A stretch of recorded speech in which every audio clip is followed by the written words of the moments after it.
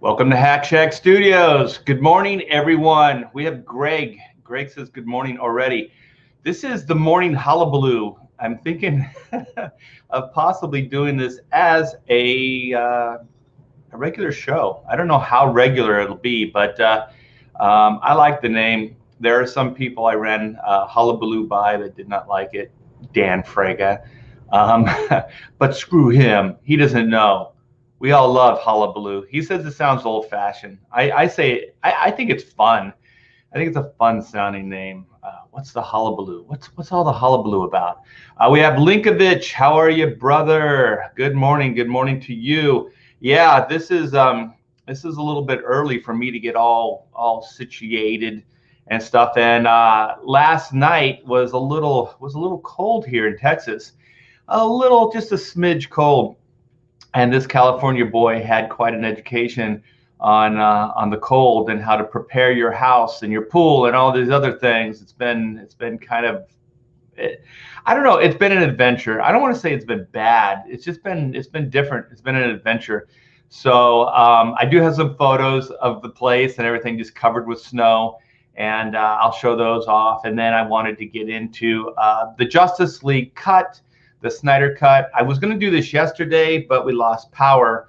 So I guess I should probably talk about the Texas power thing first, and then get into the JLA trailer.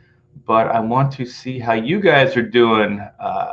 Hey, Amit, what's up? Let's see what Greg has to say. If anyone can make it cool, you will, Art. Thank you, man. I appreciate that. We got Jasper. Jasper Plan 9. Hey, Art. Jasper says 6 inches in Austin. I think we had 4 inches. Although I don't know how they measure it, but when I put my foot in certain places, I mean, it was 4 to 5. It might have even been 6 inches in certain places here. The report before the snow said 2 to 4 inches, but we definitely had 4 inches.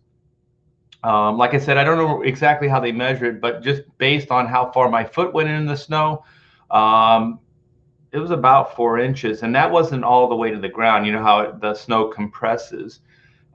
So it was really interesting. We still have snow all over the place. It's starting to melt a little bit, so it's not as pretty as it was the first day, before everybody started driving through it and all. But it was pretty cool. And to be honest, I've I've been in snow before, being a Californian, but I've never been when it was snowing. Like, it was always after the snow. So we would go up to, like, when I lived in California, we'd go up to Big Bear, and we play in the snow, do whatever.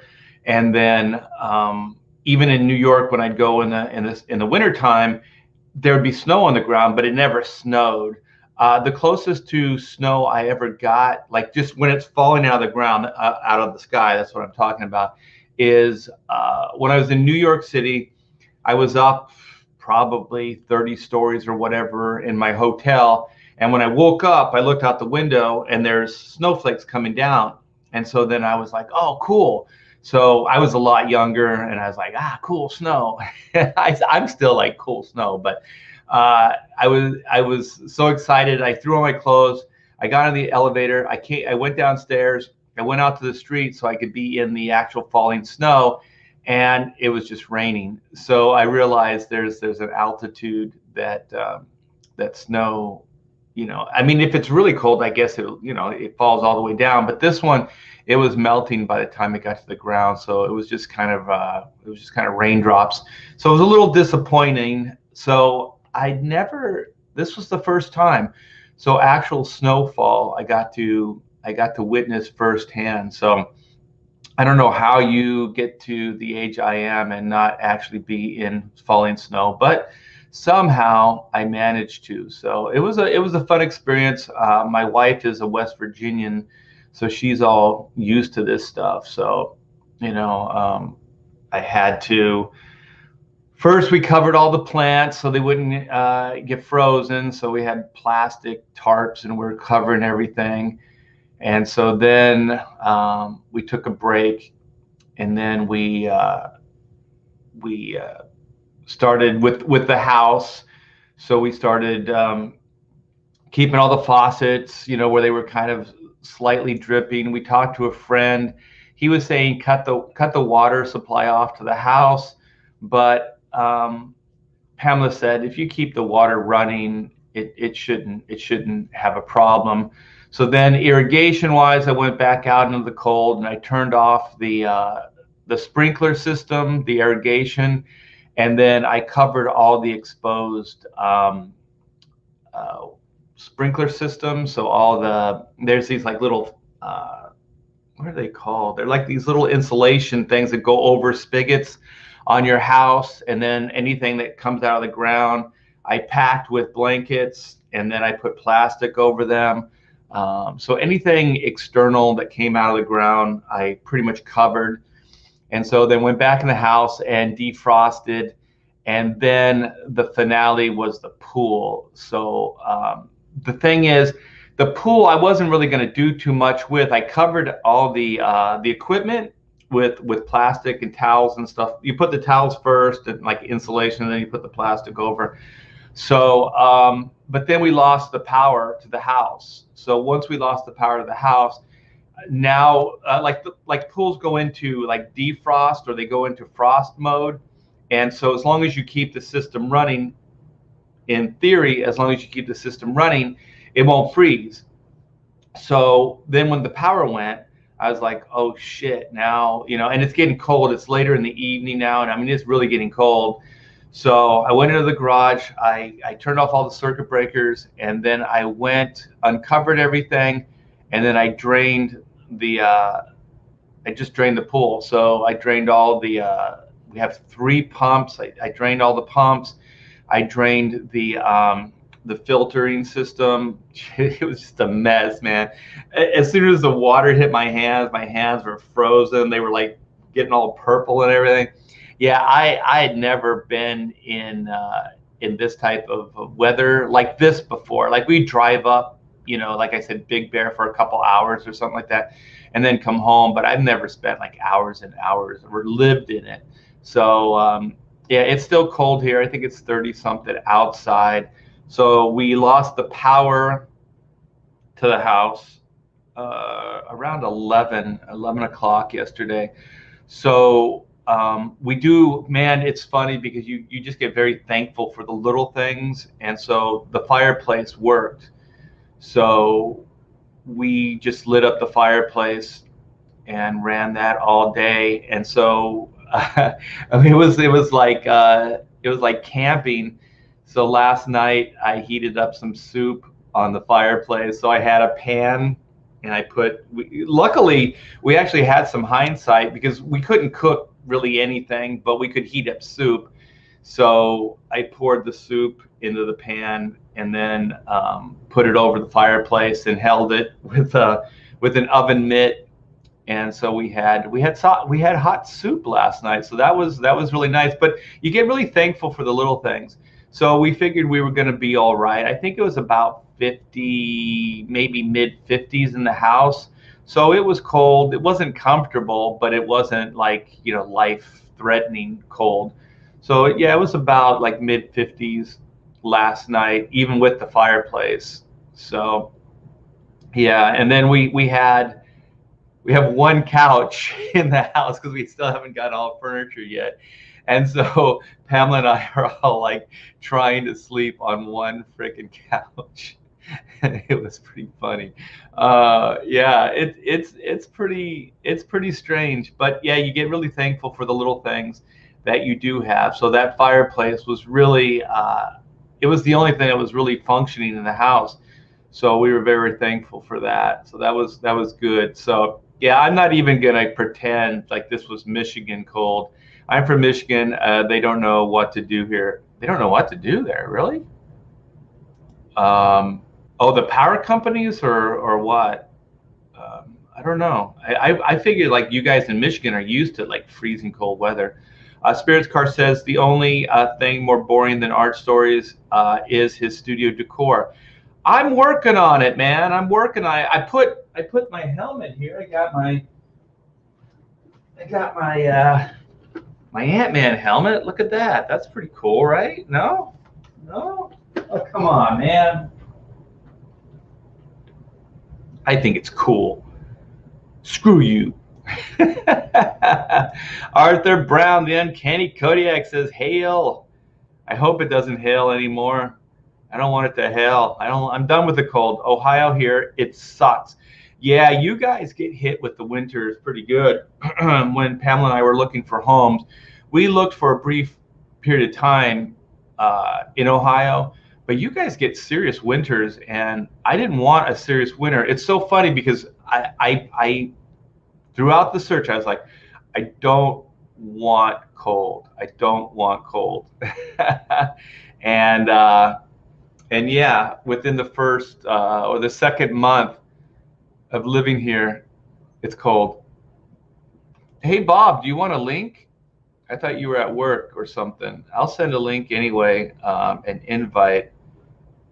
I'm trying to get, I'm starting to think of possibly how to do a morning show.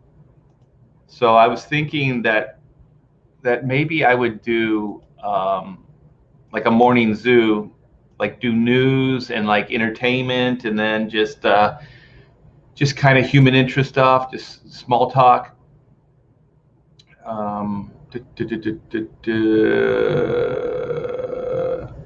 There was snowflakes. Tell them you have work for them. They'll leave. Oh, Cleveland. Yeah, you guys get a ton of snow.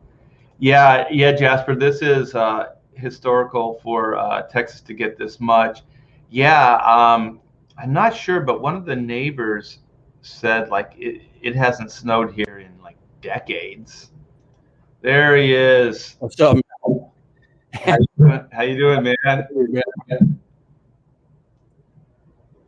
Are you warm? Kind of.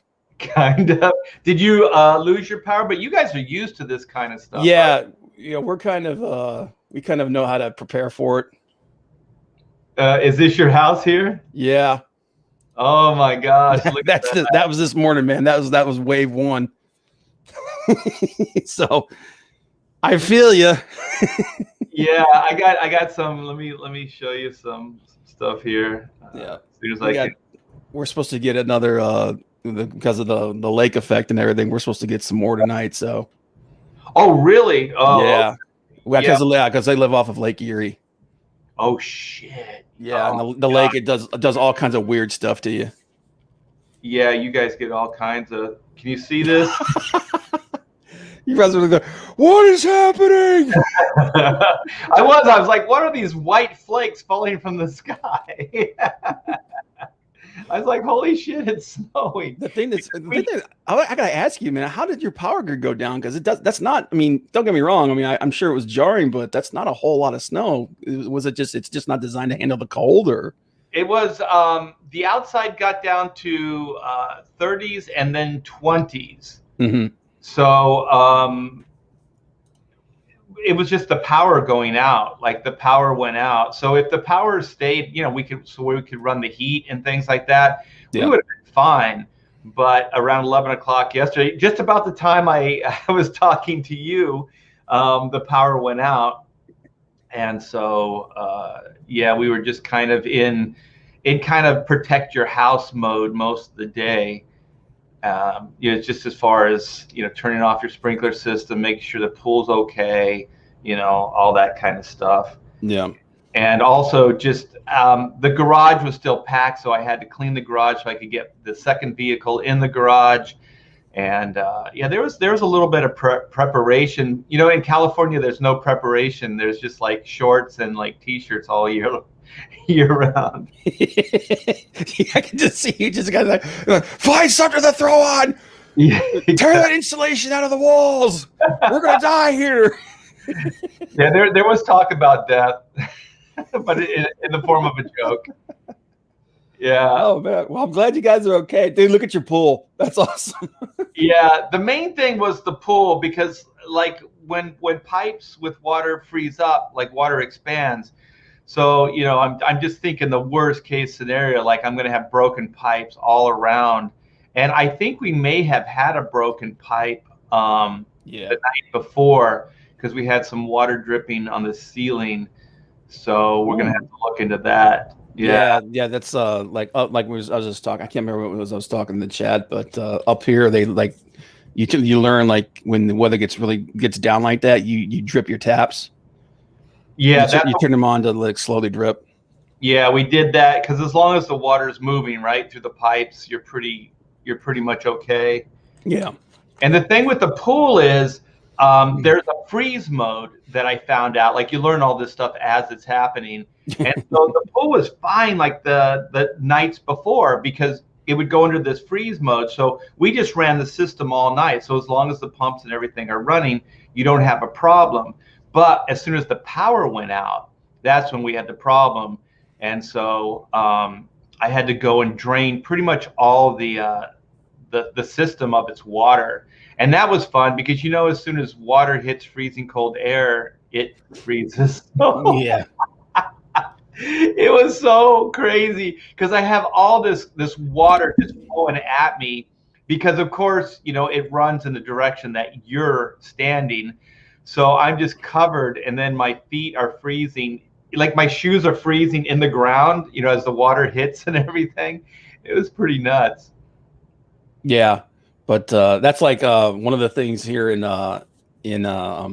Northern Ohio that we do is when you buy a house, one of the first things you ask is is the house elevated? Is like does the water run away from the house? You know? Yeah, same here because it rains quite a bit. So we were pretty prepared for like rains and stuff like that. Because when we looked at the house, we have the inspector, and you know they inspect for everything. But this is a freak snowstorm, like in Texas, so nobody could really prepare for this. Yeah, so Joe said that. I actually saw that on a news thing about that they're having rolling blackouts through the state because those big windmills that they use, those to generate power, they keep freezing. Yeah. So yeah, we definitely went the night without power. Like I said earlier, Pamela and I were both on the couch together. Some might go, "Oh, this is romantic." Some might just go, "This is survival, man. This is crazy uncomfortable." It's like one of the like you're living one of those shows on Discovery, like Below Zero, you know, up in the Arctic. It's like, yes, this is how it was when we lived here.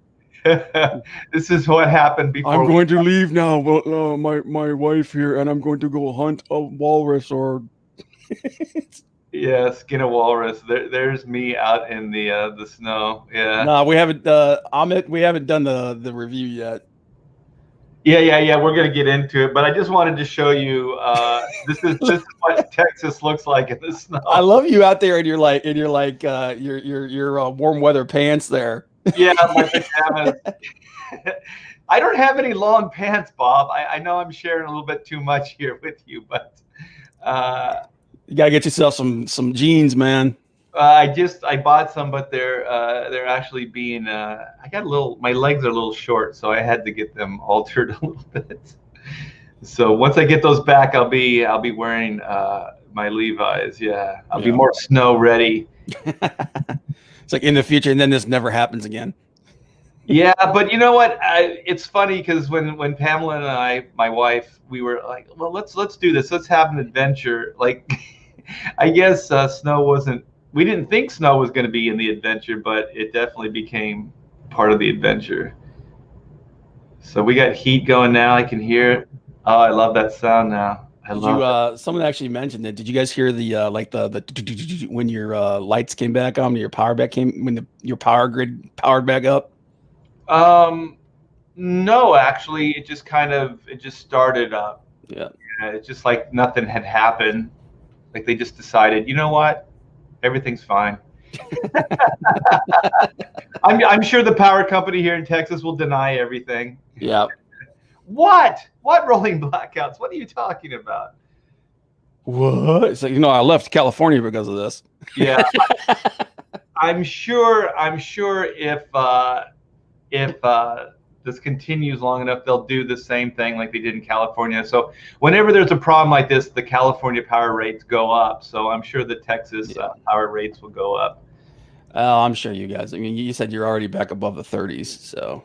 Yeah. So yeah, it's gonna get warmer. I think 10 degrees every day. Invest in a generator and gas heat. Yeah, we have gas heat, but it's funny because well, I don't know if it has to be gas for the hot water heater, but it's like gas and electric. Our hot water heaters. So yeah, smash the like and share button, guys, and we'll move on from the weather. Oh, is that what somebody's saying? Yeah. Come on, this is news to me. This is I'm living an experience here. Yeah, Bob's like, I've been dealing with this since I was a wee lad. Dude, I remember walking home. I know this sounds like one of those things. I remember walking home in a friggin' blizzard when I lived when I was like 12 years old, man, and like I'm like, dude, man, I've been through this crap. Yeah. Well, I haven't, so this is new to me. Buddy, you're gonna have to listen to this old man's story.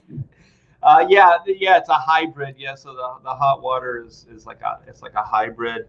So, oh man, my niece knows all about cold. So I think she's in Kentucky, and she showed me just what real cold.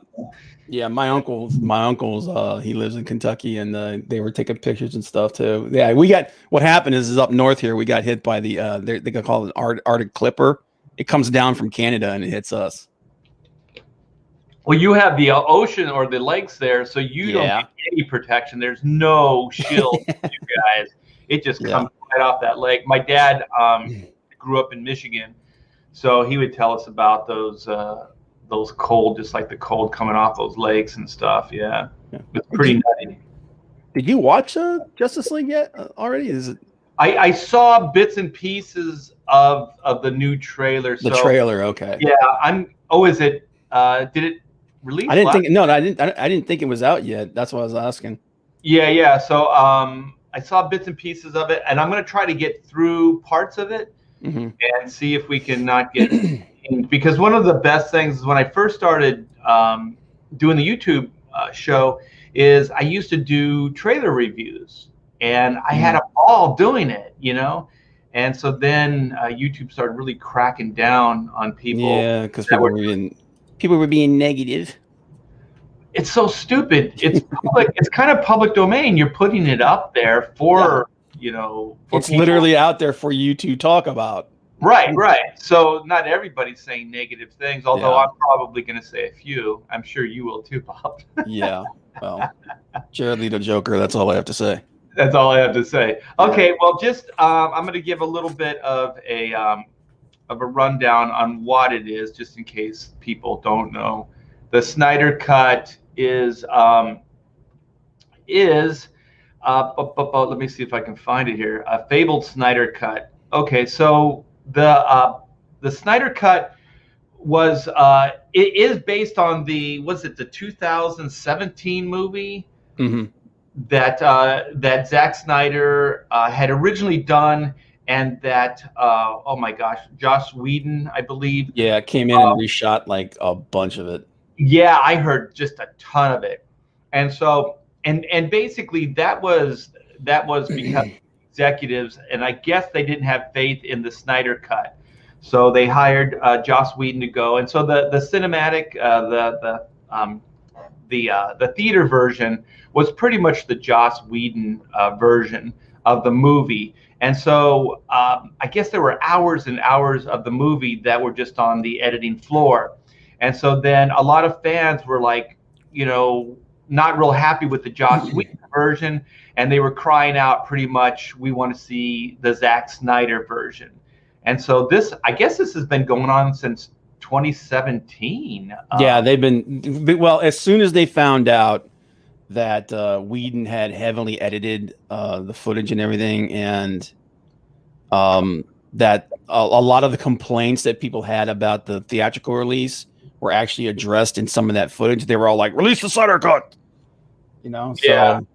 But and then eventually they're like, all right. Yeah, and then 28% on Rotten Tomatoes, which is horrible. And also, this movie went crazy over budget. Like Warner Brothers will probably, even with the Snyder cut, they will not recoup their investment on this movie. I think the idea behind it is they're trying to use this to kind of jumpstart the whole streaming thing, since theaters are pretty much all but shut down at this point. Yeah. So they're looking at this like this can be like a launching pad for things going forward. Yeah, look at Gal Gadot release the Snyder cut. I feel so bad for her because that Wonder Woman movie pretty much came and went without even her. Yeah, it was. Yeah, man, not good. Wasn't good. People don't even acknowledge it. Have you seen it, Bob? Yeah. Oh, you did? Yeah, I did. Oh, shit. Well, we'll come back and we'll do a review. I'll say this about it. She and Chris Pine are great. Like they have real chemistry. They're doing another movie here shortly.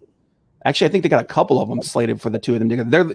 They're one of those pairings, and like you get them together, like they have legit chemistry. Yeah. So they're good in that. Pedro Pascal, like despite the fact that the story sucks, that dude just chews scenery. He's one of those actors. So that was the positive. The everything else was just crap. Yeah, the story was dumb. Friggin' Cheetah looked awful. Yeah, it was pretty bad. campy. The idea was campy, and I think we talked about it on Pontificators. Just the makeup on the cheetah was really cheesy looking. Yeah. So we have Ben Affleck. So most of the stars I think were all behind like releasing the Snyder cut. So over years, fans and people that just wanted to, I guess Snyder fans, Justice League fans, the whole 9 yards had been screaming about it.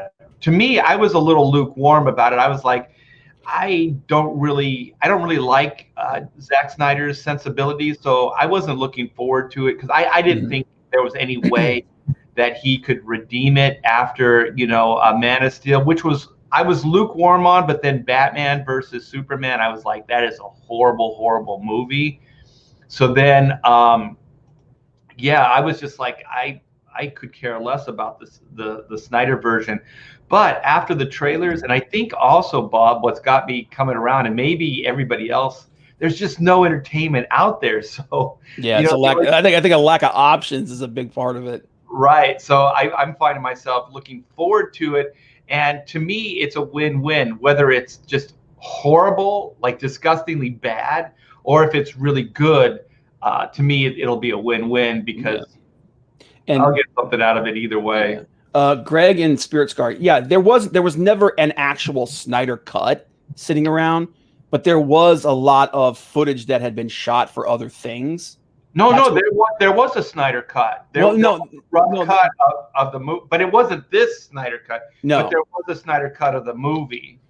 Yeah, well, it was there was a bunch of footage that was shot that was meant to be put into the film or to be decided whether they're going to put it in film or not, and that's what they were calling the Snyder cut. There was never actually like an actual cut of the movie. It's like, okay, this is the one I want. Let's go. Okay, that never existed. But just to clarify, it did exist. There was a rough cut of the Snyder movie. Yeah, well, it was like, and then a lot of it was like animatics that were filled in and things like that. Yeah, so it was as close to getting done as you could get before Warner Brothers lost faith in it and then hired Joss Whedon. So I think that's how the word got out, is that there was this version of the movie, and so people were like, well, let's just see that, and compare it to the Joss Whedon version.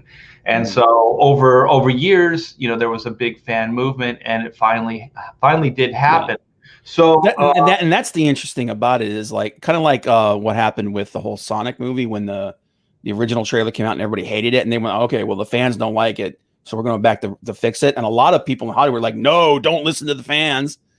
They don't know what they want, and all that stuff. Then you had this come out, and everyone was like, oh, you're just toxic fans and everything. And then they were like, no, we're going to do this. This is like, those are the only two times in recent history that I can remember where the studio actually listened to their fan base. Yeah. Whether you think that's good or bad. Exactly. I was just going to say, for good or bad, like it does exist and it's coming out. And I think for me, after watching the trailer, just the bits and pieces that I did, there are going to be a lot of story points, things that were set up in Man of Steel, Batman versus Superman, that are going to pay off in this Justice League movie. So for me, I'm just kind of looking forward to see, just from a storytelling point of view, how they connect all these storylines together and how he makes it one coherent story. Because for right or wrong, I think Zach has a pretty good overview, and I think he did have a plan for the whole DC universe. But I do think it was a little too dark. I think that his sensibilities probably aren't the best for these type of movies. So I think maybe if he could have worked with somebody, that had a better take on the DC universe, maybe Jeff Johns earlier on, or somebody like that, that maybe it could have been better. But his take, just like Man of Steel, Batman versus Superman, I thought it was way too dark. Just the tone was not correct. And then Justice League, I was not holding out any hopes for as well. Well, that's kind of because he has this. He was trying to. It was almost like he was trying to do Justice League Watchmen. Yeah. Because he has he's gone on record as saying that he doesn't believe in heroes that don't kill. Yeah. Which, and I'm like, if we were talking purely real world and whatnot, then there's some validity to that statement. But these are comic books, these are comic book characters. They're supposed to be better than us. Right. And yeah, they're aspirations. And the thing is, I would argue with Zack Snyder, because he's also on record saying he doesn't believe in altruism. I don't know how you do superhero stories if you don't believe in altruism, especially if you can't get out of your own way, as far as your beliefs. Like when your beliefs get pushed onto these characters, these DCU characters, I just don't think it's a good mesh. And so I think that you have to at least be able to write convincingly altruism, and you have to bring some kind of hope to it. And I think all the books that I have heard that he was influenced by and liked were all the darker Elseworlds stories, like Dark Knight Returns, Joke, Watchmen, these type of things. And this was DC's Elseworlds. These were not DC canon or universe stuff. And they were adult books. These are graphic novels. These weren't like the normal universe, type titles. And I just think overall, like, Marvel had the right idea. You have to start at a good tone, a good middle tone. So you can go campy or corny or silly, like Guardians, but then you can go a little bit more dramatic as well. Like I thought that like Doctor Strange was a little bit more dramatic. I thought Winter Soldier was a little bit more dramatic, of a take on things. So you can do that within that middle tier of tone. But DC started really dark. So once you start dark, where else can you go? Anything else is going to seem stupid or silly. You know what I mean? Because if you have a really dark, cynical world and you start trying to bring humor into it, or you start trying to bring in a middle tone, it's just not going to work. And the mistake, what they did right off the bat, is bringing the dark tone into Superman. Yeah. Superman. Oh, go ahead. I was just saying that the other, like, there were a couple of missteps. That was one of them. The other was not trying to build this thing up like Marvel kind of made the blueprint. This is how you do this. You build this thing up. They tried to just do it right out the gate. Yeah. You know what I mean? And that was just jarring. So right. And the thing is, that's why I am looking forward to the Justice League Snyder cut, because that's what he's going to do. Because seems like it, yeah. Just as a spoiler, you guys, and I'm going to talk about it, and then we'll show bits and pieces of the trailer enough that I feel like we won't get dinged for. But the one military guy that was in Man of Steel, the African American gentleman, he is supposedly Martian Manhunter. Yeah. Yeah. So I like stuff like that, where if you would have been able to follow it, then you could see by Justice League that that's that character. So then he was slowly, brought into the DCU that way.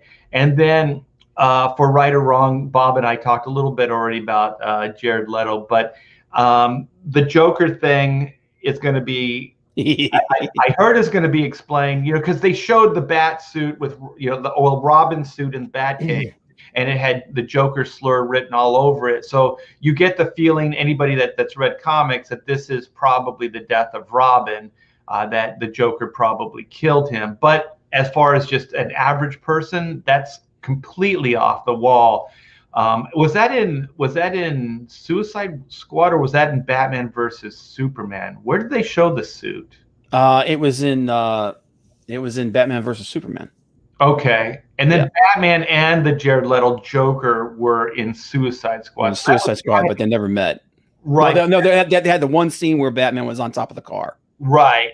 But they shared a past. They've alluded to, like that's another mistake that they made, is that Batman in this universe is an older guy. And so once you go with an older guy, like all these adventures you didn't get to see. You know what I mean? Like, he wanted basically, Snyder wanted the Dark Knight Returns Batman. He wanted the older Batman. Yeah, he wanted Frank Miller's Batman, and then put him in a contemporary or a Justice League or DC universe that was just forming. Well, I mean, maybe you could do that, but I think everybody wants to see those stories. They want to see those adventures. And then I think Joss Whedon in his Justice League throws out wind up penguins. I don't think anybody wants just some kind of thrown out fan service like that. You know what I mean? Like, oh, guess what? Here's a story we're gonna allude to that you're never gonna get to see. Like, who wants that? Yeah. Lord Crackhead, it is the nightmare scene. The Joker is in the nightmare scene, but as Batman explains, he says it wasn't like a dream. It was more of a premonition. It was a vision. So he was basically kind of seeing the future. But what has happened is, and I think what Snyder was trying to do, and we'll find out, is he was superimposing Darkseid with Superman. So when Batman saw Superman as this godlike entity that was basically ruling the world, that's actually a stand-in for Darkseid. Yeah, they said that somehow he may have been tricked, right? Because he saw also, like, they had like the Superman, like the death of, like, from the comic books, the red armbands, but they had the Superman logo on them. So they're gonna play some, a little bit of hanky panky, I think there. With the Superman character. And maybe it's because maybe they originally were going to bring Superman, and maybe they're backpedaling because they know that people don't want to see dark Superman. There's so many rumors about this is what they were going to do, or that was what they were going to do, and like nobody really knows. Yeah. But I do get the feeling that with the way that Snyder does things, that we may have gotten like a dark Superman, like he was resurrected by Darkseid or something, and corrupted, and then at the end he turns back or something like that. We were probably going to get something like that. Yeah, well, in the Batman versus Superman, don't they allude that to the fact that Superman kills Batman in that? Like, he punches him and then the screen goes black or whatever, right? Isn't he like he's being held, and then Superman rears back, and I think he's getting ready to like blast him. Oh, with his eyes. That's right. Yeah. Which is kind of a callback. Like, if you remember the Justice League cartoon, Justice League and Justice League Unlimited, when they had that future where the Justice League went all dark, one of the things that Superman would do is he would lobotomize people. Okay, and Darkseid actually shoots eye beams too, so there should be some right. That's why I'm saying I'm thinking in Batman's mind, he's being kind of messed with. He's superimposing Superman over Darkseid and all of that nightmare stuff. Yeah. Let's see what Spirits Car says. I don't get, instead of cherry picking bits and pieces from classic stories, why doesn't DC movies just adapt classic DC stories like Dark Knight Returns, New Frontier, or All-Star Superman?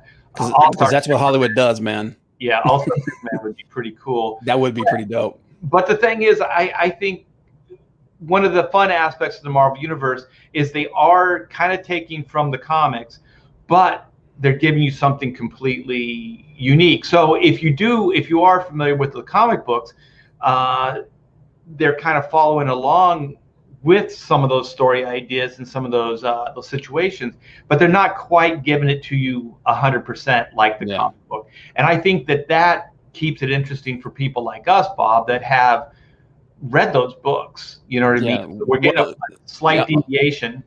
A lot of it is that like we're like, okay, I remember that from this, I remember that from that. We're the ones that are picking these little pieces out.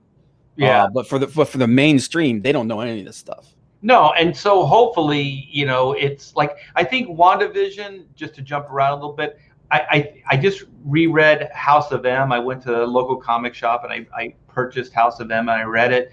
Mm-hmm. So, and then I know the other stories that they're pulling from. So it does seem very interesting what they're doing, but I don't think it's for the average, like TV audience, because if you're following along on that WandaVision, holy crap, man, it's taking them a while to get to the point. Right, but it's also mind blowing. I have points of reference, so I can kind of be patient with it, and I know what they're referencing. Mm-hmm. But anybody else isn't going to get any of it. So I think like the Zack Snyder cut, it's going to be like, if you have inside knowledge, I think you're going to get more out of it, than if you're an average, movie going or TV, watching audience. Because I just don't think like Zach, some of that stuff is it's just too off the wall.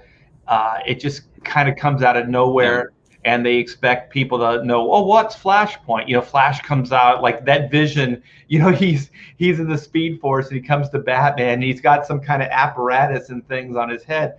And to be honest, I didn't even realize that was Flash when I first saw it. I was like, holy shit, who is that?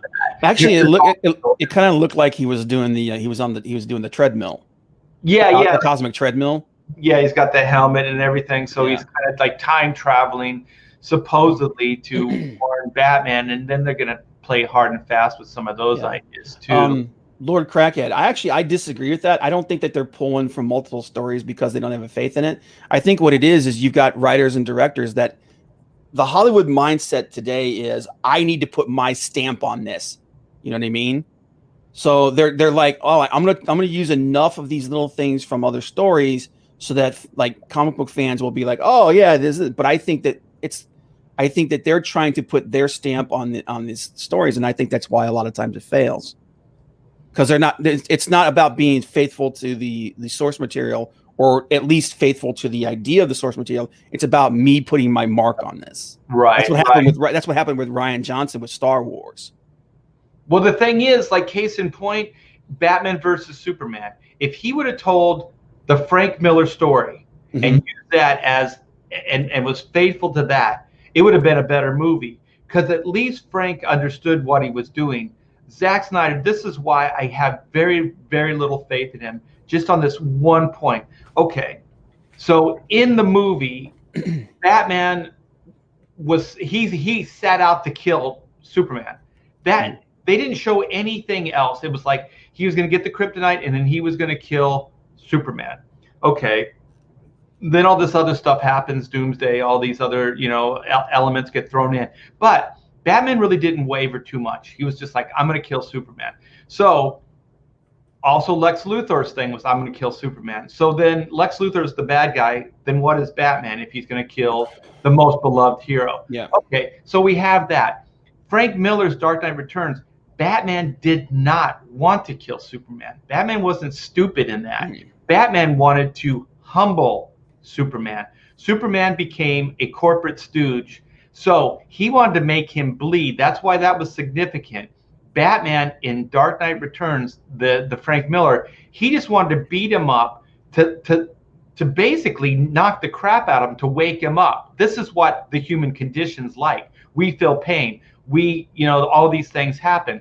So what Batman thought is, if he could humble Superman enough, basically or literally knock sense into the character, then Superman would start doing the right thing. And then also Bruce Wayne had worked into it. if the fight continued, because it was going to escalate, that he would force Clark to kill him. So what he did to get out of the fight gracefully is he took that medicine, or what, not medicine, but the stuff that would stop his heart. Right. So during the fight, he staged a complete, like heart attack scenario. So then they did the whole funeral, blah, blah, blah. So then Superman wouldn't have to, like the government, everybody would know that Batman was dead, right? So then Superman could stop the manhunt. They could stop all this craziness, and then they could get on with life. And then Superman could be the hero that he was meant to be. And then Batman would then be the shadows. Like at the end, the happy ever after for Batman was that he was going to train all these young guys, and they were going to be, basically Batmen, like a whole crew of bat characters that were going to go out and fight crime in Gotham City. So that was kind of the thing. The thing was that Batman was never going to kill Superman. That was the guise, so Superman thought things were going to get intense, but that was never what he really was going to do. Oh, okay, we got Bob. Yeah, I'm having internet problems. It's the damn power. But yeah, so that was never the situation. The situation in Frank Miller's was never that Batman was going to kill Superman. But then in the movie, Batman was going to kill Superman. Well, that's crazy, because Superman would hands down be able to take Batman. There's no battle, there's no competition, there's no Batman versus Superman. It's Superman killing Batman. And the only thing is Batman would take Superman to that point where he would eventually have to kill Batman to get out of the situation. So I thought it was all stupid. And then Frank did that scene where, there's the funeral for Bruce Wayne, and then Bruce's heart starts up again. And then Clark looks over at the new Robin, the little girl, what was her name? Carrie. Yeah. And looks over at her, and then he just smiles, because he knows that it was all a ruse. And then Clark's smart enough that he knows that Batman did this to try to knock some sense into him, and that he's going to be a better Superman from here on out. But that was not the premise of Zack Snyder's movie, man. That was nuts. Yeah, and like I said, man, some people think that kind of storytelling is passé. But us as comic book, we're comic book purists. We're we love those stories. So when we see them bastardized, it kind of bothers us a little bit. Yeah. Well, also bastardized in a way that it doesn't pay off. The narrative didn't even pay off. The movie isn't even successful. Who wants to see Batman and Superman fight? Fighting isn't a problem. It's the reasons behind it. Right. I didn't finish. So the thing is, in comics, the comic book trope is when two heroes meet, there's always a misunderstanding, and then they fight. But they fight to a point, and then they get on the same page. Like the Avengers, the first thing the three did is they fought. Captain America, Iron Man, and Thor. Yeah. And so then they all kind of stood their ground, and then there was a mutual respect that came out of it, and then they realized they should team up to overcome this greater evil. So those type of things have always existed. But the premise of this movie was Batman versus Superman. The whole 2 hours was set up that they were going to fight. So that's different than an aside, like, oh, well, Batman and Superman have different ideological beliefs. They get into it, and then they move forward to take down Darkseid. That wasn't it. And then back onto the Justice League thing, it looks like the way Zack Snyder had it planned. Hopefully it was planned this way, because then I will give him some redemption in the Justice League, movie, is that Batman, Bruce Wayne, feels immense guilt for Superman's death. Okay. So then he repents. And basically builds the Justice League, right? Out of his bad feelings about what happened to Clark Kent. And so then, he's got kind of, he's got some atonement and to go through. And so then he resurrects, he creates the Justice League, and then they get into it with Darkseid, and they realize it's not going to be enough. They got their asses kicked. So then he resurrects Superman, which you kind of already realize that he probably had that chambered throughout most of the movie. So it wasn't like he just, well, I'm going to do this thing. He kind of had the idea already going. So then if you think about it from a story arc point of view, it's a little bit of redemption for Batman. But also, if this was a young Batman and he was making stupid mistakes and things like that, I think you could forgive it more. But this is like a wise, sage Batman. You know what I mean? Like really, you screwed up this bad. What would have worked is if Batman were being you went off camera. Okay. What would have worked, I think, is if maybe Batman was being screwed with by Desaad, you know, like the nightmare thing. If the nightmare thing was something that was just recurring over and over and over again, and it was basically Batman being screwed with by Desaad to be used as a weapon, you know, that would have changed the story a little. That would have changed it a little bit. That would have been different. Because now there's some kind of manipulation going on there. Yeah, and basically, you know, it does parallel Loki. So the reason Loki worked in the Avengers movie is because he's a prankster. You know, he that's what he does. He orchestrates these situations, and Desaad kind of can, you know, do those things as well. So yeah, just anything else I think would have been way better. But let's go to the trailer and see if we can get ourselves yeah, we got to be careful with this. Stricken. Okay. So one of the big complaints I had about Snyder's whole series was the death of Superman happened way too soon.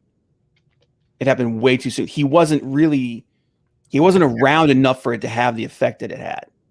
Yeah, he wasn't an established character, and the Man of Steel wasn't that successful establishing him either, because still there was a lot left on the table, like the Clark Kent stuff, you know, the alter ego stuff. There was a lot that was left on the table in that Zack Snyder first Superman film. So I don't think that Superman was really, like you said, he was really established that well before they killed him. Yeah. So and I agree with what Greg says. Snyder, as a visual director, he's actually very good. Yeah, that's what I was just going to say. Like, these visuals are pretty strong. Although I do think that Marvel does better with the hero shots. Although this one's going to sound like I'm contradicting myself, but I think that Zack Snyder just didn't give us the killer hero shots, but he does give us some killer scenes. And I think that Superman's fight with Zod, that's how a fight of characters on that power level should go. They're that powerful. They're going to wreck everything around them, you know. And the hero is going to constantly trying to be like, that's one of the disadvantages of the hero fighting the villain, is the villain doesn't care about the destruction. The hero's trying to mitigate it all the time. Right. Well, in this case with Zod, it just plays right into it, because he was going to basically destroy the planet anyway. Right. So what does it matter? The thing that I had a complaint about that is just that they did the super speed thing, and that goes back to the hero shot. There wasn't like great hero shots. Like, this is all slow motion, so you get these great, you know, shots. You know, of Superman and all that. I imagine this is him coming back to life. Is that because? No, this is his death. You can see the wound in his chest. I thought this is his death, or is this him coming back? I think this is like a memory. This is like a nightmare memory of his death or something. Oh, okay.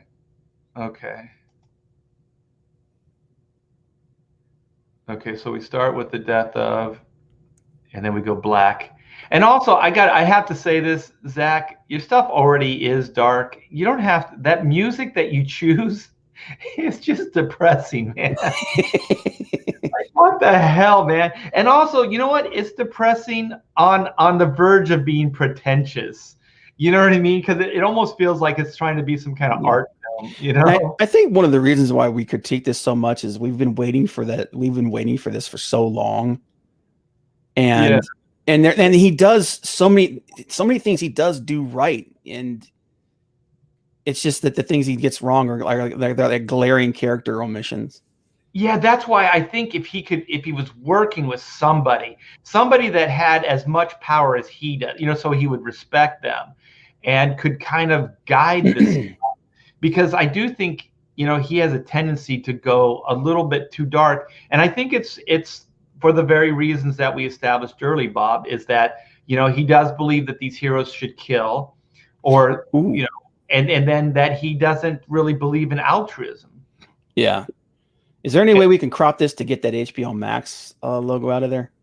I don't know. If I go full screen, I think it'll still be there. Yeah. Yeah. Because that's one of the things that's worrying me. I don't want, like I said, I don't want your channel getting struck. But if we jump around in the video, it'll be fine. Should be fine. Yeah, everybody hold your hand over the HBO Max and act like you didn't see it. That'll help. No, it won't. Yeah. Okay, so this is the fall of this is the battle in Themyscira when Steppenwolf comes and takes the mother box. Which, by the way, this is way more epic than the scene. Hey, is there no, we can't do that because you're sharing the video. Damn. Oh, get rid of the H. I think from what I remember. Can you pull the sharing bar over it? That right there. Can you pull it? Oh. Yeah. Oh yeah. There you go. There you go. Well, there's a shit. Pixel smart. We'll beat the system. All right. Yeah, because I always heard it was sound, like they pick up on sound. Dude, today it's basically whatever they want. It's everything. Okay. Yeah. Thanks, Pixel. Yeah. So this is great. Oh shoot, I hit the wrong button. So this is, oh, what the hell did I do? Okay. So that was way more epic than anything they did in the movie. Okay, so I'm moving forward. Here's the Batman flashback. This is the vision that I guess the Flash put into his head. And so this is I guess full-scale apocalypse invasion. And so one of the ideas is that apocalypse creates hell on earth, right? So he changed those hell fonts. They put them on every planet. And then those big giant holes. Doesn't it like terraform, or like it kind of restructures the earth? It basically it's like pulling all the nutrients and power and everything out of the planet. Eventually the planet will be dead. Oh, okay. So it's not like what Zod was doing, which was like No, yeah, it's basically just transforming. It's using all the planet's resources. Okay. Boom. Yeah. Well, not the boom tubes. It's the bombs that they use that create these giant fissures in the planet. Okay. So we got Wonder Woman. This, I think most of this stuff is going to be just extended scenes, is what my gut says. So you might get some clarification with extended scenes. Yeah, and she's basically, remember they shot that arrow. Yeah, and this is basically, I think, picking up from that point, because you never really see that in the movie, in the theatrical cut. Right. So they're gonna give you a little bit more of like details just to clarify, and also this alludes to the fact that that basically Darkseid has been here before. Yeah. And has tried this prior. I do think that Zack Snyder also takes forever sometimes to get his point across. Yeah. And I think that one thing about comic book storytelling is it's really condensed, and I think that some of this stuff that's where I say it's pretentious. A little bit of it takes too long to get going, and because of that, it seems pretentious, and maybe what is that word, like self-absorbed, like he's a little bit self-indulgent, a little narcissistic. Yeah, on things. I have a question for you right here. Okay. What do you feel? How do you feel about this ribbed, spiky, veiny look to their stuff? Well, I think it helps explain Cyborg's suit, which I hated from the get-go. But if it's a construct of the mother box, then it's starting to make more sense with this design. But other than that, I don't like it. I don't either. I'd rather that Kirby-esque look, you know. Yeah, yeah. I agree. I do think that some of Zack Snyder's design sense or the team that he puts together, I don't agree with a lot of the design work. I thought that all that chocolatey weird mud screens from Man of Steel.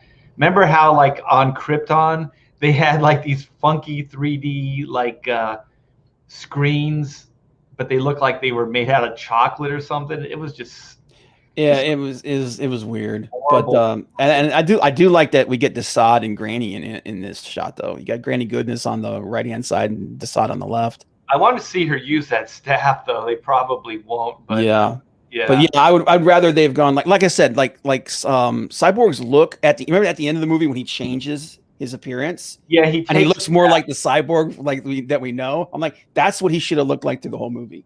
right, but it's once again, this is where I'm at with the Zack Snyder cut, and that's why I want to see it, is because these little connecting tissues are going to finally connect. You know what I mean? Yeah. Like no one knew why Cyborg looked the way he did. But if you see this and you see more of the tech from Apocalypse, you're going to realize that that's how everything looks. Yeah. So, since he got his power from the mother box, then it was just a continuation of that. And so then at the end, when he takes it back, then it's going to have more, I think, dramatic input or yeah. But Spiritual says that this does kind of remind me of Transformers, like that spiky look that a lot of the Transformers had. Yeah, I do think that Hollywood's a little incestuous, and these effect houses probably have certain things that are their go-to, and so then they stay on point. I do kind of like Desaad though. I kind of like his. I like the design. I just don't like the. I mean, I like his overall aesthetic. I just don't like the design aesthetic itself. Yeah, and also I always think of Desaad as being smaller, and spindly. Yeah. Yeah, skinny, not as big. Yeah, because he looks pretty big there. Yeah. Okay. I do not like Steppenwolf's design. Steppenwolf is a joke. God, I do not like Steppenwolf's design. They're not going to get any of that back. I'm sorry, man. I think the damage in the Joss Whedon was done. Like, there's no way I'm going to be able to look at that Desaad and not just think of him. I mean, not Desaad, but Steppenwolf as a complete and utter joke. Yeah, and I do agree that I don't like Darkseid's overall look. I think he should be a lot bigger and bulkier. Yeah.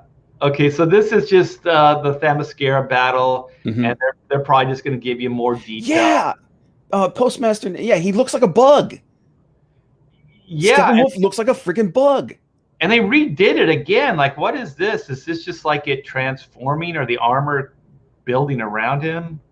Like, I don't know what this is. Yeah. Let me go back a little bit. I guess it doesn't move. I thought I saw a scene where it was forming around him earlier on. Yeah. Oh yeah, dude. The lady who plays Queen Hippolyta. Yeah, she is hot. Oh yeah, there's some hot chicks in this. Yeah. I feel like that scene between Flash and Superman should have been a lot more like it should have been bigger, like this is the first person he's ever met that can even like partially keep up with him. Yeah, it was an enjoyable scene when the Flash realizes that he can see him because Superman's basically tracking him as he's running past him, and that was probably one of the better scenes. I do like that we're going to get more Alfred because I really like what's his name is Alfred. Yeah, he's good. Yeah, because he zings him. Yeah, he's sarcastic. I do, and that's what Alfred should be. He should be like a father figure, someone that keeps him on the straight and narrow. Yeah. One of my favorite Alfred cinematic scenes was. God, everybody keeps trying to call me. They were making sure that you're not frozen. Is the scene, was it Dark Knight Return, or what was the Chris Nolan one where he says some people just want to watch the world? Yeah. That was Some people just want to watch the world burn. That was a badass scene, and also let you know that Alfred has seen some shit in his younger life. Yeah. I was actually kind of like because they did that Alfred TV show. I was actually hoping that was going to be decent, but yeah, I don't think Warner Brothers is going to be able to do. It's weird because Warner Brothers was doing some good cartoon, like their animated stuff on TV was good, and then like all their live action stuff was just kind of, the CW stuff was kind of punky. Okay, so we're not. Okay, so we got an invasion coming in. So I got to ask you, Bob, how much Darkseid do you think is actually going to be in this film? Not much at all. I think we're going to get a couple of scenes with him, and that'll be it. The thing is, my fear is that, what is he just going to show up just to get beaten? Like, or I don't think Darkseid's going to be in the movie very much at all. I don't think he's going to be the one that's actually fighting. I think it's just going to be like the scenes in the throne room and stuff like that. Well, this one, it shows, maybe it's going to be a flashback, but it shows him. I think this is going to be a flashback to the first battle. That they allude to at the beginning of the Justice League movie. Right, because those are the same ships, right? Mm-hmm. Yeah, and they didn't. I don't think they showed those in the present story parts. Yeah. And also, the thing is, I think that they're going to have a beheading, right? That Wonder Woman is going to behead Steppenwolf with his own axe, because I think they changed it for the Snyder or the Joss Whedon cut, where it's kind of what is she takes down the axe, right? She shatters it or something. I can't remember. I remember that all of the other Justice League members together were pretty much like they were holding their own with him, and it wasn't until Superman showed up that they started kicking the crap out of him. Yeah, I think from what I hear, and this is going to be a better ending as far as I'm concerned, where the three of them will take down Steppenwolf. So I think it's Aquaman, Wonder Woman, and Superman that do it in unison, which is always like when I was a kid, I always thought like if you're going to have a team book like the Avengers or Teen Titans or Justice League or whatever it is, or X-Men, you have to have the characters take the villain down as a team. You know what I mean? Yeah. And so a lot of these writers, and especially like TV and movie, they don't get it. So I think the Joss Whedon one, they kind of had them working as a team, but not really. I mean, they showed that Superman could have taken Steppenwolf down on his own easily. So in this one, I think they're going to work more as a team and take him down. Now, what would have been better is if that, like they had done, like with the Return of Superman after he died, when he came back, when he was weaker, he was weak. He wasn't at full power, so he needed help to, so him there is that last linchpin to help take him down, but it does take all of them together to stop him. Yeah, and if they do a weakened Superman, they're still going to end up, if they did another Justice League movie, having the same problems. You know what I mean? Well, no, he's weak when he comes back, but then when he comes back, well, that's the thing though. Darkseid by himself could take the entire Justice League.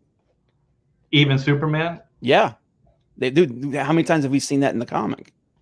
So then maybe to give Zack Snyder some credit is, so he was bringing in a weakened Superman so the Justice League could shine against Steppenwolf, but then the bigger bad was going to be Darkseid, which would be a threat to even a full-powered Superman. Mm-hmm.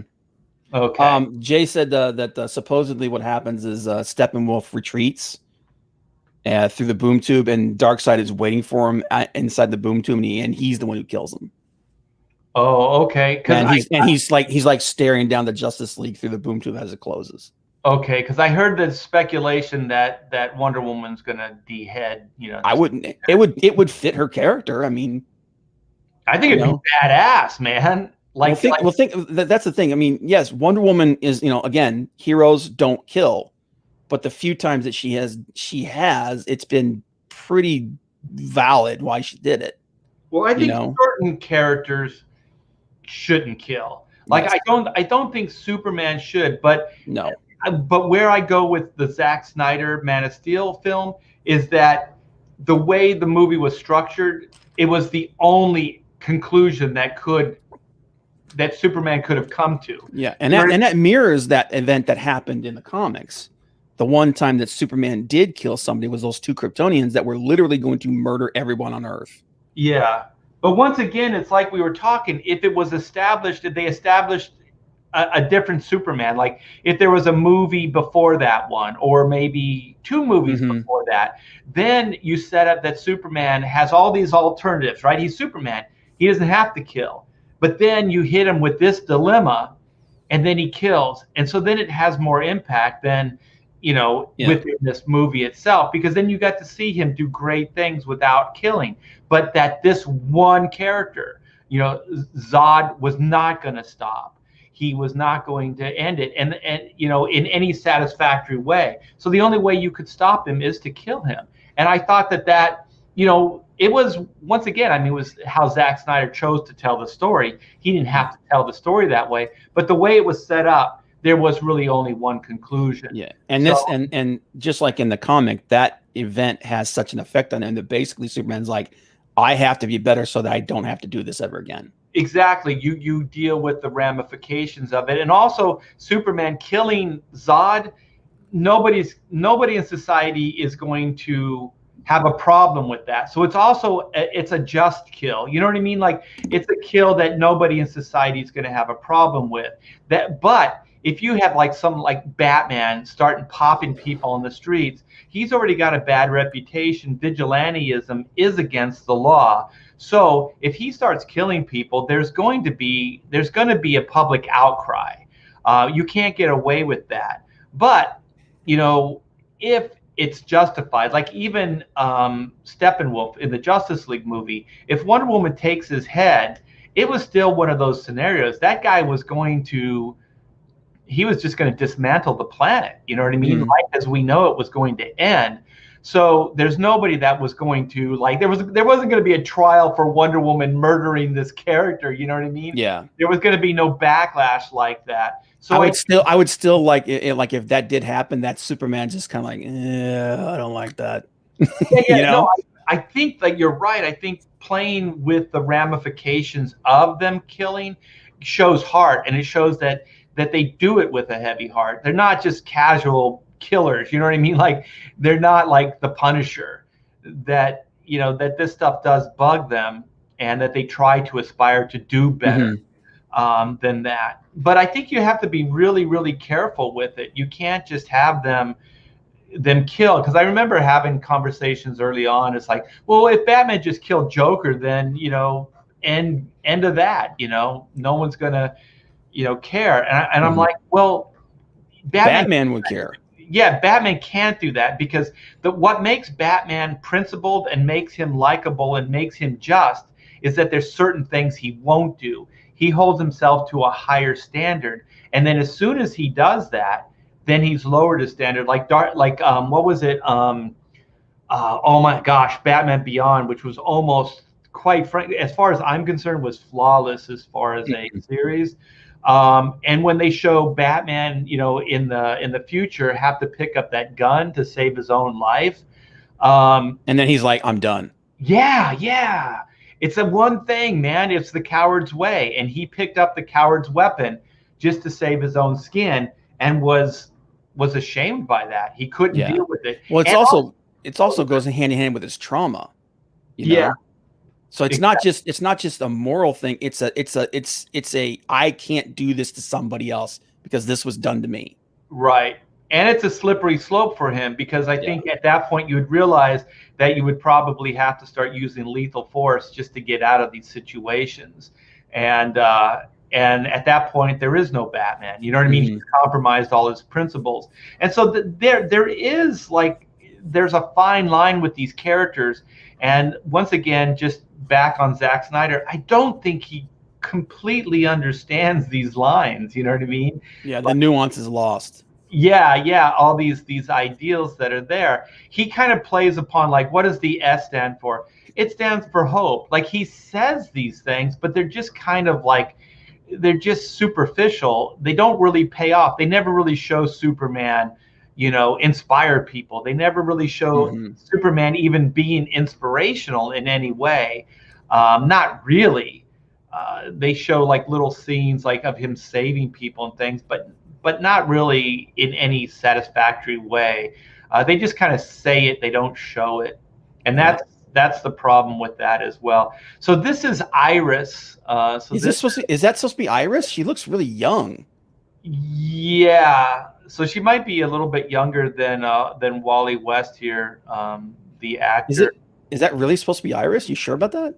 Yeah, yeah. So this is like getting a little bit into Wally. Well, not Wally West. This is Barry Allen.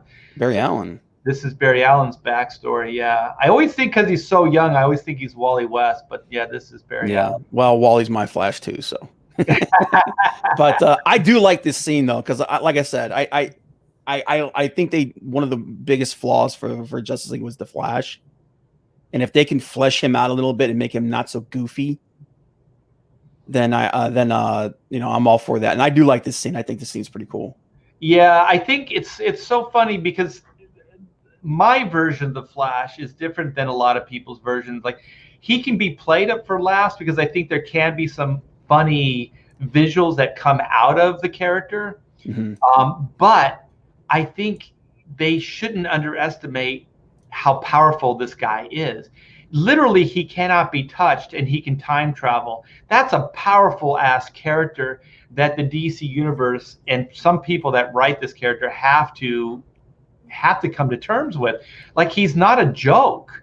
This is a powerful character, and even this version of the character should understand the ramifications of what he can do. You know what I mean? Like, he shouldn't be as dopey as they kind of made him. And I have the same problem with the Atom.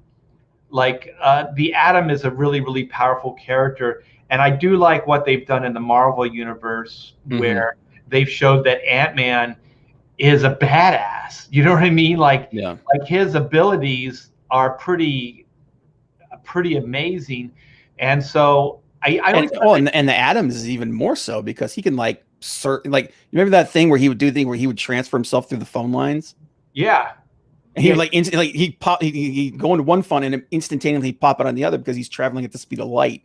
Yeah, and they also did one thing that I didn't like that Marvel did, but I don't blame them, is they brought a lot of the Atom's powers to Ant-Man, because Ant-Man could only go the size of an ant. That's why he was called Ant-Man. The Atom could shrink to the size of, an atom. Yep. So he could go inner space. Like, he could go completely into, the size of a molecule. Well, actually, they did that thing where he set the limit at the Atom, but he could actually go smaller than that, and that's how he ended up in that was it the gem world? Yeah. You mean the Atom, right? Yeah, the Atom. Yeah. But then they bring in they did it as a contrivance for the Avengers movie. But what was it called? There was a place that he could go. The quantum realm. Quantum realm. Yeah. Yeah. And I just thought that was like, now you're getting into the Atom territory. But whoever does it first is who's gonna claim ownership of the ideas. So way to go, DC.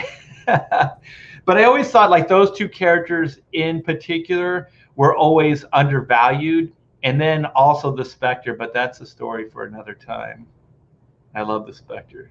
Yeah, but yeah, I do kind of like this. This scene looks cool to me. Yeah, I think this is one of the better scenes, and also, like, who wouldn't fall in love with that goober after he saved her like that? What do you think? What do you think about Affleck's Batman, man? I like Affleck's Batman. It's one of my favorites.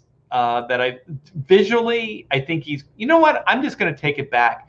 I like him as Bruce Wayne. I like him as Batman as well. The only thing is they just haven't really given him a lot to do, especially as Bruce Wayne.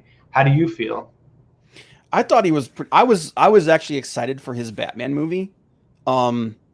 I'm kind of sad that we're not going to get that because I wanted to see what they were going to do with the character. The only issue I had, and I'll tell you what, I give him a lot of credit, dude. He got into shape and a half for that friggin' role because like he really hit the gym hard. But I'm still not sold on the Pattinson Batman. We'll see what happens there. But you know, it's one of those things where it's like, you know, what could have been.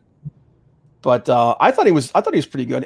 I would say that Bale is still my favorite Batman overall. But I thought Affleck's Batman was pretty good. Yeah, I think Bale's Batman is a Batman for that universe. You know what I mean? Like he's not the comic book Batman. He doesn't really fit anything that I've ever imagined the character being.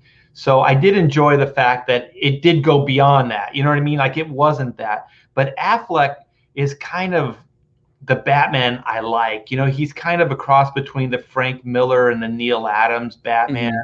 I do like that they give him some gizmos and gadgets.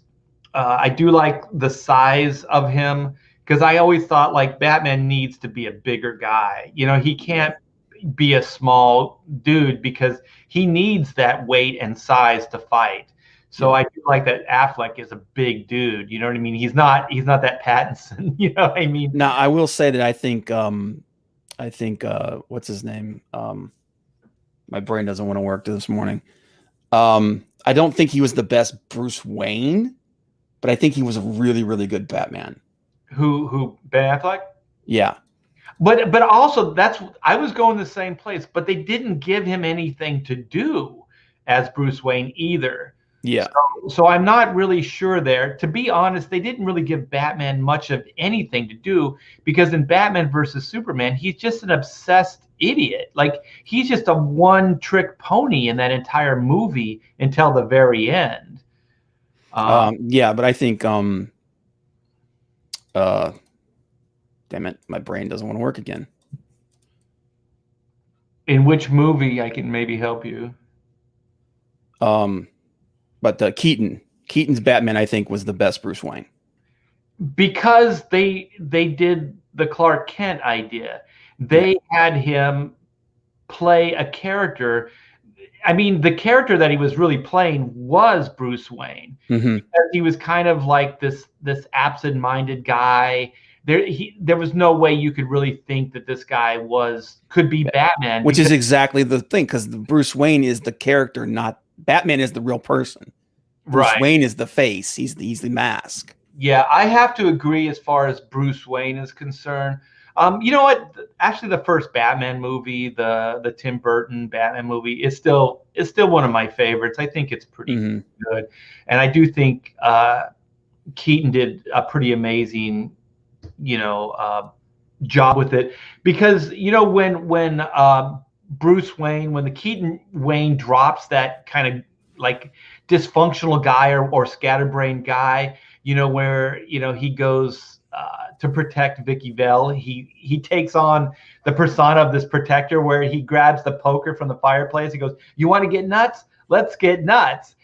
You know what I mean? Like he physically just kind of changes from that character, the Bruce Wayne character that we saw prior to the true, man, which is, like you said, Batman.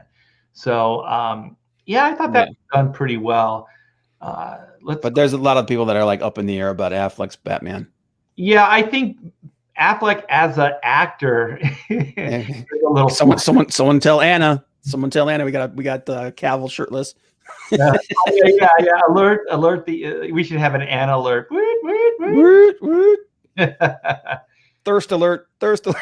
Yeah. Well, I have to say this. This is not Lois Lane. I don't know who it is, but this is not Lois Lane.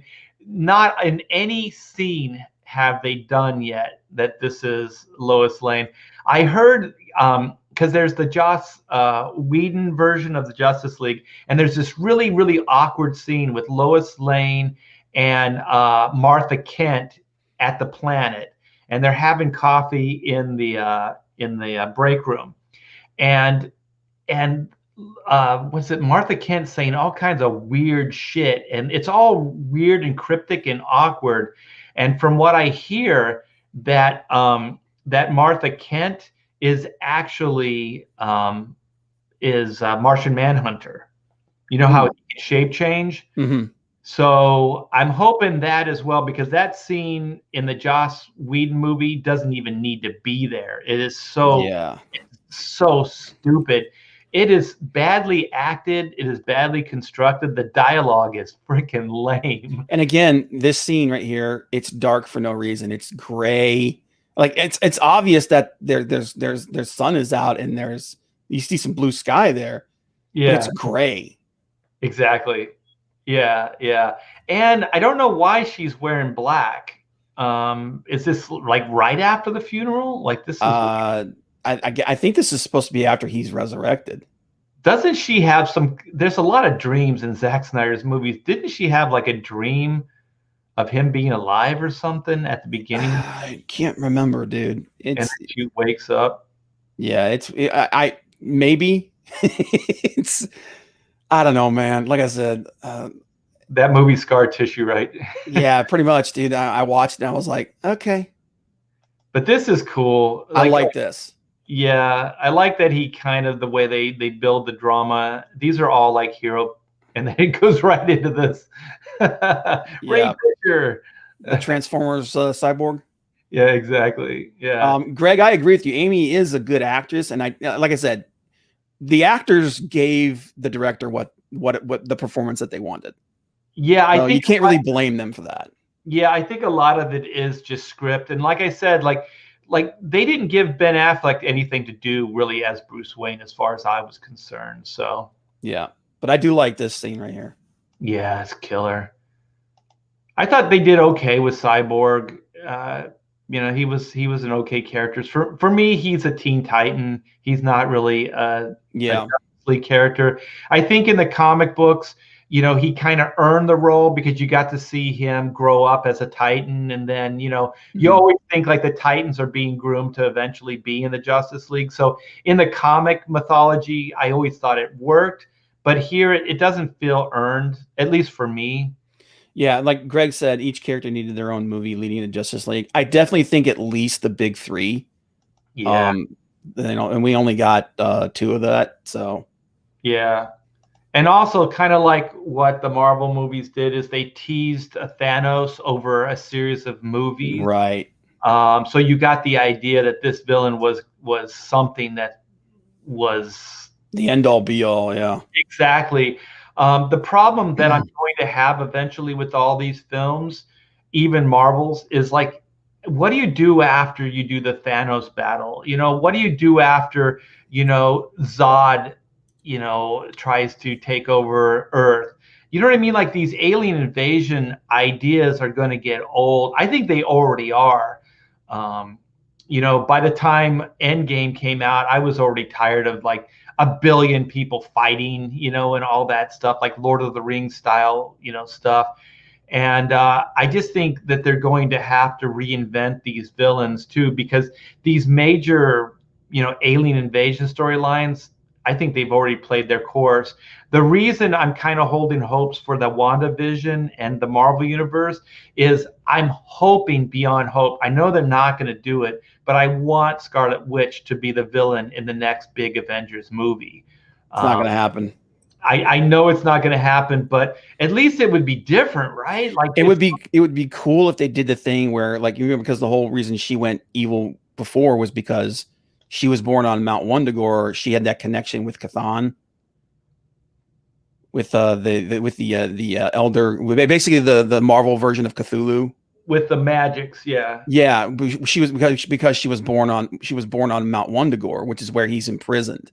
And when she went evil is because he basically possessed her. They could do something like that, like when maybe Mephisto possesses her, or Nightmare, which I think in the show, I think there's two villains. I think it's Mephisto and Nightmare. I think Nightmare is working for Mephisto.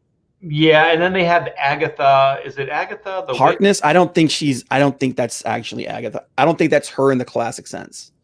Yeah, I think it is, but I also think that she's probably was either in on it at the beginning and then got trapped into it. We can do a WandaVision video in the future, but anyway, I'm just really hoping that these big epic popcorn events with these superheroes can start changing it up from the alien invasion story, because I think they've played it out. I don't think they can do anything unique or different.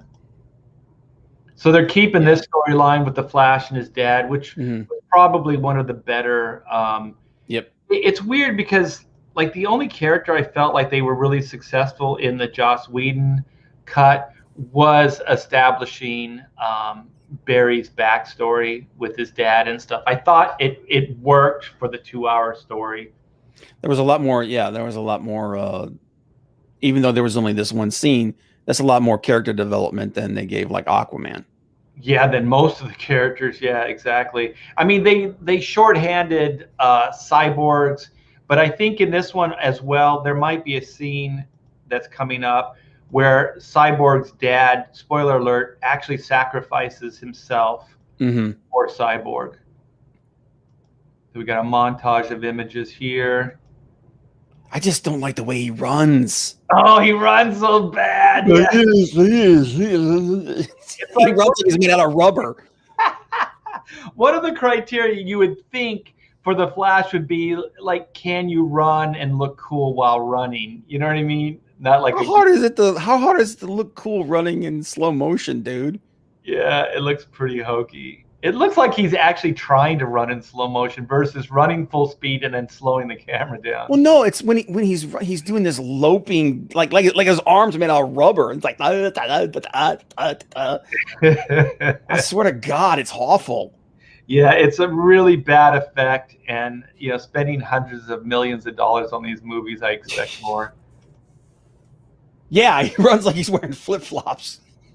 Yeah, exactly. That's a pretty good observation. Oh my God!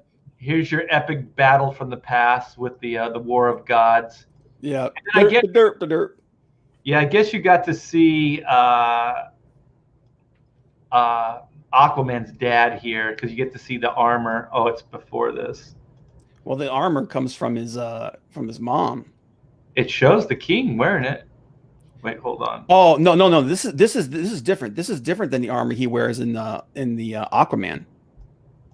No, it's the king's armor that he wears. Right. I think what happened is they changed it up. There it is. Yeah. I think what happened is because if you watch the Aquaman movie, the armor that the king wears looks like the traditional Aquaman. Yeah, exactly. And then this is the trident here that he uses. That's the trident. Yeah, this is the war of the ancients. But the armor that he wears in Justice League is not the same as the king's armor with the scales. Oh, it's not? No. Oh, I just assumed it was the same. Oh, no. You're right. Yeah. It's got some of that same pattern in the shoulder pads, but this is just like a regular suit of Atlantean armor because he gets the king's armor at the end of the Aquaman movie. That's right, and that comes after the Justice League. Right. Okay. So he also gets the king's trident. That trident is his mother's trident. Okay. All right. Shows you how much I'm paying attention. Yeah, this is the scene where I heard she takes his head. Bill Burr called it Aquaman's autumn look. I love Bill Burr. Oh, look at this shot. That's Now this is a dramatic shot. Yeah, this is a killer comic book moment right here. This is Superman pissed, which doesn't happen very often. Okay, let's see what else. Okay, this is where we're gonna need a team. Yep. So my overall feeling about this is I'm interested, but I'm not hyped. For the people that are, I'm glad for them. When somebody finds something that they like, I dig. It's like I'm happy for them. I'm glad you found something you enjoyed. But this is the thing that this scene right here is what everyone's talking about. Yeah. So this is the Joker scene, and so this I assume is from that future vision that Bruce Wayne has. Mm-hmm. So this is Jared Leto's Joker, but it's the future Joker. Yeah.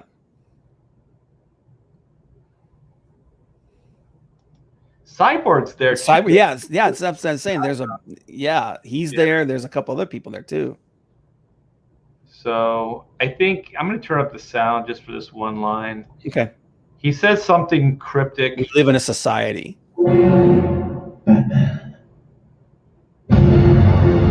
Oh wait. Yeah, you have to back it up. Yeah, you have to back it up. Voiceover. Keep going.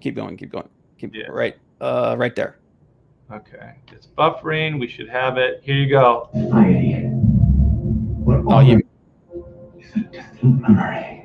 Damn it. Yeah, you have to go a little bit further back than that.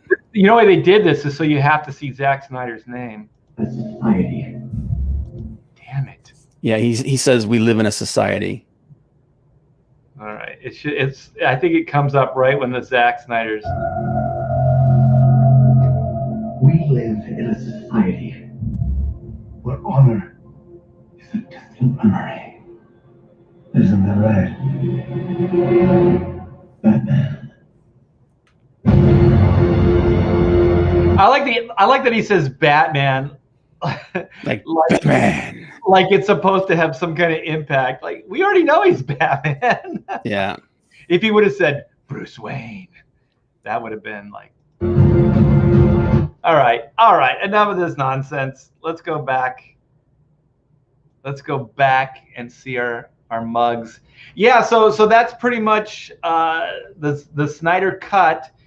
Like I said, I'm kind of looking forward to it, but if it's good or bad, it's going to be a triumph for me because I'm not expecting anything. At best, I'm hoping that there's going to be story clarifications. I'm not expecting any kind of revelation or anything like that. I'm just hoping for more of a clear narrative story-wise. And if I'm not mistaken, Bob, did they split this into 4-hour long events? Originally, it depends on who you ask. Again, the original idea was that it was going to be split into 4 hours. Now it's just going to be I think it's going to be just one 4-hour movie. Okay, so it's just going to be a big event, a 4-hour event. Well, good luck, because I don't think many people are going to spend. I think what they should do is they should do it as an hour event, do the cliffhanger thing, do it over a period of I don't know, days or weeks, and then release it in its entirety. I think they would be able to maximize it. And I do think the normies, I don't think they're going to spend 4 hours to watch it. I think people will watch it in pieces. Yeah. You know what I mean? But and then the reason why getting back to that Joker line, the reason why everybody's freaking out about it is because it's a callback to the Joker movie where he kind of says something similar. What does he say? He says, I can't remember the line exactly in the Joker, but he's talking about it's like we live in this society where blah blah blah blah blah happens. But yeah, as far as, like I said, as far as my interest in this, I'm interested in it. I'm not invested in it. For the people that are, I'm glad you got something that you wanted. Like I said, I don't fault people for liking things. I personally don't know if it's going to be worth the hype. If it is, great. I'd love to be wrong. But I'll watch it just because I'm a nerd. and I am interested in some, and like I said, I'm interested, but I'm not invested in it. I'm not going to be sitting there clicking, every second waiting for it to load up, when it comes up. But I mean, I kind of find the idea of the Snyder Cut more interesting than the actual execution of the Snyder Cut. I find the idea interesting that Hollywood actually went, for one of the first times, they did cave to fan response. They wanted it, so they gave it, and that they're letting the director give his true vision. Like the only time I ever heard that was, do you remember some years ago that Ridley Scott got to do his finalized version of Blade Runner? Yes. Which is the superior version as far as I'm concerned. I love that version of that movie. Yeah, that version is, oh my gosh, I'm getting goosebumps just thinking about it. That version is awesome. And then they released it as an event. They had all the interviews and stuff like that. And it was just a great DVD package. It's one of my my favorite actually just film packages is that that Blu-ray version of Blade Runner. But you know, this is kind of an extension of that, and it's more in real time, because in that you could get people that were interviewed, and you could get them to be honest with how they felt about the movie, stuff like that. And there's enough perspective and time, you know, that they could do that. This one's still a little bit fresh, although what is the actor that plays Cyborg is going on? Ray Fisher. Ray Fisher. And I think the reason they're letting Ray Fisher have diarrhea of the mouth is because they want him to discredit Joss Whedon. Well, to be fair, Joss Whedon's doing a pretty good job at discrediting himself. Right, but it helps the narrative, right? It helps sell the narrative of the Zack Snyder film, because as far as I know, Fisher has not said anything negative about Zack Snyder. Well, he hasn't said anything specifically bad about Zack Snyder, but he has blasted Warner Brothers and pretty much everybody else. Yeah, but maybe Warner Brothers as far as overthrowing the Zack, you know, Zack's because also from what I hear, there was a shit ton of Ray Fisher stuff that was on the editing floor, that was on the cutting room floor. Yeah. Well, we just saw, like, he's in the nightmare sequence. Yeah. You know? His character was severely cut. Also, there's one version, it wasn't in this, but there's a version where Ray Fisher, Cyborg's dad, dies. He sacrifices himself, I think, to protect the mother box. So there's more of a scene when Cyborg goes back to get the mother box versus, you know, Joss Whedon's like, he just goes and he shows up with the mother box. He shows up with it, yeah. That's it. Yeah, there's that was the other thing about Justice League, man, is the editing of it was just terrible. Yeah, it really was. Like, I don't know. It was like there's a thing. Here's the thing. Yeah, it was just bare bones. Like, this is everything you needed to tell this story, but nothing really more. Yeah. You know, so I think it's funny because Joss Whedon, I've heard him talk about films and making films, and he said when he was working with Marvel, he didn't want the Avengers movie to just be a checkbox, like just a checklist of things, because I guess, you know, Marvel came to him and said, we need X, Y, Z to happen in the movie. So then he said that he didn't want it to just be a checklist of things. But it's funny how the Justice League movie ended for him. It just became a checklist of things. Yeah. Honestly, I think knowing what we know now, just Avengers was probably just like he found Maxwell's silver hammer, you know, just got lucky. And that maybe Feige and the other people were like, hey, man, you need to tone this down and you need to move. You know, I think now, knowing what we know now, that there was a lot of shifting going on. Because if you think about like the first Avengers movie, it was pretty flawless. I mean, there are some things, but overall it was good. But Age of Ultron, there were some major leaps of it was of reality, and just like that's the Marvel movie for me that just took the most liberties with the science and not explaining things very well. And then after that, I think they just broke everybody. So when Ant-Man came and all this other stuff happened, it was like, oh, okay. Oh, yeah, give us something to wash this taste out of our mouth. Yeah, but it was still like they didn't answer too much for any of the science. They just kind of, well, here it is, and then you just kind of went along with it because that Age of Ultron kind of broke us. But no, like I'm not like, I know that there are some people that are mad that the Snyder Cut exists. Yeah, CGI. Like I said, man, it's going to be it's going to be interesting to see where this experiment goes. Yeah, and like I said, or like you said, people, if you like it, more power to you, man. Because I'm going in like it's going to be a win-win for me, whether it's the biggest freak show or whether it's good. We're going to talk about it no matter what. Yeah, like for me, because I don't have any reverence for Zack Snyder.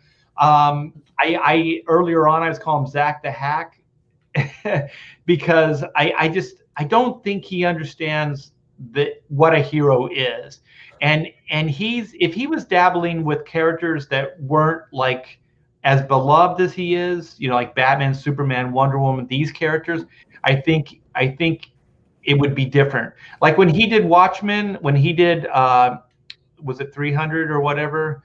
Yeah. It was fine. Like I didn't have a problem with it, but the DC universe is not those Yeah, realities. I think part of it is that we have been waiting for this, like Batman. It pretty much culminated with Batman versus Superman. We'd been waiting for that movie for 30 years, Yeah, you know? And characters. so if you don't come correct on that thing, it's not going to do well. I heard some critics say, Bob, and he just nailed it for Batman versus Superman, uh, especially after like how you just prefaced it. It's like people have been waiting for this. They had been waiting. Batman, Superman on the screen, the big screen together for the first Yeah. time. This movie should have eclipsed those Marvel movies. Oh Like in yeah. numbers, in success, it should have just exceeded that. Both of those characters have way more iconic value in the world. They're way more loved than Iron Man ever was. You know, how do you fail so monumentally? And I have to say just one thing, Zack Snyder. You know, He did not understand it. no, and I know that from what I heard, and I think this was from Midnight's Edge, so you know, take it with a grain of salt, like they always say. But they said that Warner Brothers mandated to Zack Snyder to do the Dark Knight Returns. So they actually said that they wanted this to be the next movie. It's possible. I know that the guy, I can't remember the guy's name now, who was in charge of Warner Brothers at that time. He put a lot of ridiculous mandates on them for these movies. Like they can't be more than this long. I want these certain things. He's the one that he Snyder agreed with him on this, so I'm not going to give Zack Snyder a pass on this. But he's the one who said, I want these movies to be dark. And but Snyder agreed with him, so there's a lot of it's what happens. You know, we always talk about, like, this is what happens when you make any project by committee. Yeah, by committee. But I do think that Zack Snyder, God, I gave him so much hope. I remember seeing an interview with him with Watchmen, and he went in, and this is how he sold Watchmen. He said, "I'm probably not your guy to make the movie, but if you're going to make the Watchmen, this is the best time to do it." He said, because people understand the iconography, they understand the mythology of comic books now. There's been enough movies, big screen movies of superheroes that the normies, the main movie going audience understand. Because if they tried to make this movie, oh God, what was it? It was in the 80s or 90s, early 90s. Who was the guy? He was the Monty Python guy. I actually read the script, and they had the guy that wrote the first Batman movie. The script is really good, and they were going to do the Watchmen at that point. The Watchmen works because it's a deconstruction of the hero. The Watchmen works for people like us that we've read all of these superheroes. We know all the tropes. We know all the mythology. So when they deconstruct it, it has impact. But if you tried to put that movie out when they originally did, it wouldn't have worked, because most people didn't understand it. So when Terry Gilliam, Gilliam, the guy. When you deconstruct something, you have to understand what you're deconstructing. And so when Zack Snyder went in there and told Warner Brothers that if you were going to do it, this is the time to do it, he was right. It still didn't. It's too dark, and so it still wasn't what people were expecting, because they got a darker version of a superhero universe than they were expecting. So I think he was right. It was the best time to do it, but also I just think the subject matter isn't user friendly. You know what I mean? I think what it proved is that these darker movies, they can exist, but you can't do them in this kind of way with DC characters or big cinematic type of events. Well, it's like the argument with was it Tom King's Batman, you know? it didn't work. Like the problem with Tom King is that when he deconstructs a character, he leaves them broken. You know, you can't do a deconstruction story like that. A good example of how to do it would be Chip Zdarsky's run on Daredevil right now. He did an amazing story with Daredevil where having a character have a crisis of faith, you know, that's fine and good. That's one thing, but they still have to remain who they are at their core. Well, also before that was Frank Miller and David Mazzucchelli's Daredevil Born Again. Yes. Which brought Matt Murdock to his freaking knees. Yeah. They took everything from that character over a course of a year, I think it was. Yeah. And then at the end, they gave it all back. But he had to basically redefine who he is and then rise. And then he earned the mantle again. You know what I mean? Yeah. Like he took it back. So, yeah, you can deconstruct the characters. But like you said, you have to build them back up. And you have to make sure that they remain who they are at their core. Yeah, and the Watchmen doesn't really do that. No. But they're also the reason the Watchmen works, and it works as a sci-fi, is because it doesn't answer the questions. You know what I mean? But it makes it good on one hand, but it doesn't make it a good popcorn movie. You know what I mean? And that's the other thing too, is that those were characters that were never established. They were created for that story. Right. You know, when you have a character like Batman or Daredevil or Superman, you can't really do it the same way. Yeah, exactly. And the people didn't understand what the parallel was. Like, it was just way too much for, you know, the average movie-going audience to get. So right then, I thought that Warner Brothers should have had their eye open. And then I've said this publicly before. I think whoever's idea it was to do Batman versus Superman on an executive level, it should have been nixed. It should never have happened. Too soon. Right. You start off with Man of Steel, which still wasn't the ultimate crime. It still could have been fixed. You know, it depends on how they went after that. You know, you can, over a course of movies, you can lighten things up. You can change things. But that wasn't the ultimate crime. The ultimate crime was Batman versus Superman. And when they did that, there was no redemption. Because just to go back with what I said, if somebody pitched to me, we're going to have a 2-hour adventure where Batman and Superman fight their enemies, and then at the end, Superman's going to die, I'd go, what the fuck? It's like, this is your no. Yeah, like this is cinematic death. Like, it's like when they tried to resurrect with that Andrew or whatever his name, that Spectacular Spider-Man. Sony did it. Oh yeah, the Andrew Garfield movies. Andrew Garfield, and then they kill off Gwen Stacy. The only chemistry they had, like those two characters had real on-screen chemistry. They kill off Gwen Stacy in the second movie. Who does this? This is your Juggernaut. This is your. We gotta get the Mary Jane. Damn it! Which you may or may not have chemistry with that actress. You have chemistry naturally, organically. Go with it. Whatever you have planned, unless you can rebuild that or exceed that, don't do it. And I'll tell you, man, like DC just, they never had that, you know. And then what was the chemistry that they had, like you said early on, they had it in Wonder Woman with Chris Pine and with Gal Gadot, Gal Gadot. There was genuine on-screen chemistry. They kill Steve Trevor at the end. I know it was it's in the comic book, you know. Actually, it's not in the comic book, right? They changed it. Steve Trevor never died he died of natural causes, right? But he didn't like sacrifice himself. No. Right. He didn't do a Captain America, which you know what they stole that from? I think they stole that from New 52. Because I think he does die in New 52. And then they resurrect him in New 52, right? Bring him back. Yeah, but the thing is, this is the Captain America story arc. Like, just don't do that. At least if they left him alive, their story that they could have used, and then possibly try to figure out how to resurrect him. But in the new Wonder Woman movie, it's just like it's magic, right? And he just brought back for one movie. There's so many things wrong with that, how that happens, man. Oh my God, dude. But as you would say, Bob, let's wrap this up, right? Yep. I think we've beat this dead horse as much as we possibly can. Yeah. Well, we beat the live horse.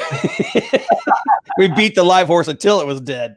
Yeah, exactly. Well, thank you so much, Bob. I know I didn't give you too much warning. I would man. do maybe some morning shows, like the morning hullaballoo show. See if we could build an audience, some kind of regular. I do have some people I'm talking to that we could quite possibly bring in. Maybe bring Bob in as the entertainment guy, and the other guy I can't name yet. It would be the news guy. We'll do it like maybe a morning zoo program, news, entertainment, and then my boring input. Okay, before we go, you've got to highlight. You've got to highlight Pedro Ang's last comment there, man. Is it the Daredevil one? No, hang on. It'll pop up in here in a second. Right there. That one. There it is. Okay. No. The one above that. Oh shit. The one above that.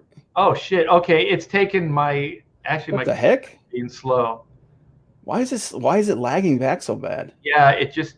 Okay, go up above. Is it above the Daredevil one? Okay, I'll just tell you what he said.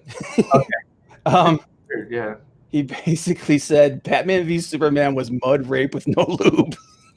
Oh my gosh. I saw that and I was like, okay, I got that. We gotta highlight that. It's not popping up for some reason. Maybe it got edited. I think he got edited. I don't see it at all. It's on the YouTube channel, but it's not over here. Yeah, he's talking to Pedro, or talking to Slick Rick, talking about WB, and then I have it just skips it. Wow, they edited it. Daredevil one, and then I have later guys fun stream. Thanks for being here, everybody. Yeah. The YouTube. Police got Pedro. They took him down in cuffs. They tased him and took him to the brink. Yeah. They took him to jail. All right, you guys. Well, thanks again for hanging out. I hope you enjoyed it, and I am looking forward to seeing the Justice League Snyder cut. So I hope we didn't cash too much shade. Thanks again, Bob, for showing up. Oh, and I got a super chat. Holy shit, I went right past it. Thanks. There it is. Thanks, Max, for the $2 super chat. Zach follows collectivism. Opposite of selfless, exactly. And I don't think that guy should be writing. He could write gray area characters. He could write like dark, hero stories, but he should not be writing the DC universe. Having said that, everybody in the chat and Bob, do you think Zach has a future at Warner Brothers, or is he done after this? Oh, I think he has a future at Warner Brothers. I think that he'll just do other projects. But do you think he'll do superhero projects? It might be a while. I mean, it depends. You know what? It depends on how well this is received. I think because I think with Warner Brothers, like especially right now, they're following the money. Yeah, you're right. Like if this thing does well, they might give Zach a second shot. Okay, having said that, we have to follow this now. Do you think if this works and people love it, which I don't think they will, but if they do you think they're going to give the DC universe back to Zack Snyder? If this, unless this thing is like a massive hit, like culturally significant hit, I don't think they care. Yeah, I think at this point they like the guild is off the lily and they're going to move on from it. Yeah, but if this thing like it blows up and it's the biggest thing of the year, who knows? So the only way it would work is if it was massively huge.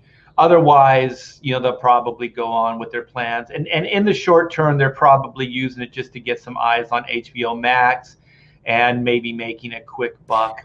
Yeah, Jay's got a point though, man. They already gave Patty Jenkins a third Wonder Woman film. Well, they slated a third Wonder Woman film. We'll see if it actually comes out. From what I heard, they gave Patty Jenkins and and Gal Gadot a major payday to stay with the franchise. So they might have just paid him a bunch of money to stay loyal. So, yeah, but we'll see what happens considering we'll the fact that the last movie flopped. Yeah, but I do think Gal Gadot, without a strong lead to work with her, I'm not sure she's going to be able to pull it off. She's got a lot of charm and stuff, but I don't know how in depth she's going to be as far as character and holding your attention for 2 hours, unless you got a Chris Pine or somebody to play against. But yep. So yeah, the next we got to do the Godzilla versus Kong trailer next time. Godzilla versus Kong, and I just realized as you're bringing up Wonder Woman, we have Wonder Woman, and we do have the WandaVision, so we can do some stuff in the future. All right, you guys, have a wonderful day. Everybody in Texas and anybody who's lost power, hope your power is back on. Stay warm, and we'll get through this. So take care, guys. See you soon.